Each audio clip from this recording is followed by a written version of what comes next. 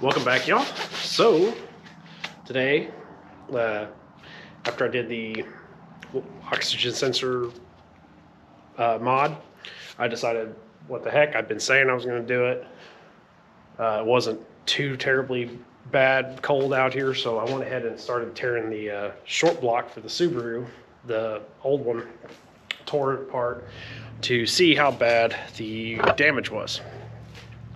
Well, let's see here. So I'm gonna look at these pistons with y'all. Spoiler alert, I already know. So this is a good piston. It's dirty as all get out, but that's what a good one looks like. In case y'all don't know what a cracked Ringland looks like. So here is cylinder number 4. You can see right here, that is most likely why the compression went down, but this is the oil ring, and this entire piece, it's got 2 cracks. Hopefully these show up. There's one right here above my finger, and then the other one, and that piece is loose, and then there's another crack here. And then the compression ring's cracked again right there. So that's why she was blowing oil and down on power and check engine lights and galore. Be right back. Let me wipe my hands off. I really hope this shows in the video, but it obviously did just happen when my wife was driving it right before she took it in.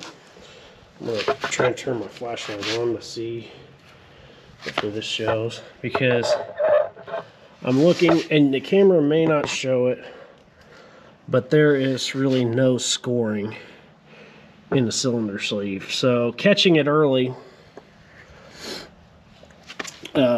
really, there's the number 3, or number 2, whatever, you know, the front one. That one was fine. But catching it early did pretty much show that it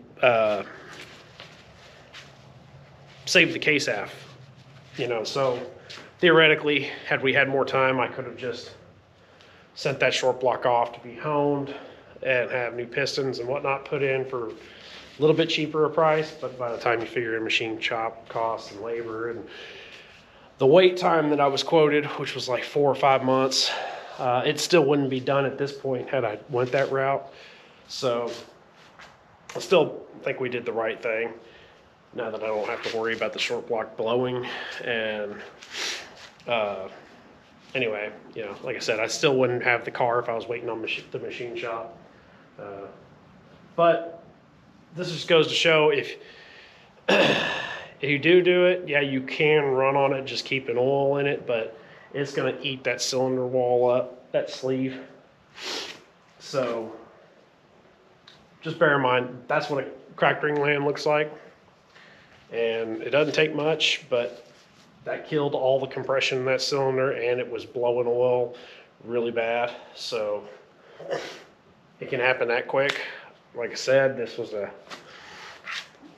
unbeknownst to us, but it, you know, turned out it was a, you know, it had been modified with a Cobb SF intake and a tune, which I assume was the Cobb OTS map. Because it was hot out, I firmly believe that had we had either the cylinder 4 coolant mod, the air oil separator, both, or you know, went ahead and gone E85, none of this would have happened in the first place. So, you know, when all these YouTubers out there that are much more popular than me say get that cooling mod and get that air oil separator, they mean it. It could have saved us, you know, $6,000–7,000 in damage. You know, they seem expensive. I mean, the cooling mod's only like $70, $80, whatever, you know, plus the coolant. Even if you reuse new coolant, you're looking at $150-ish.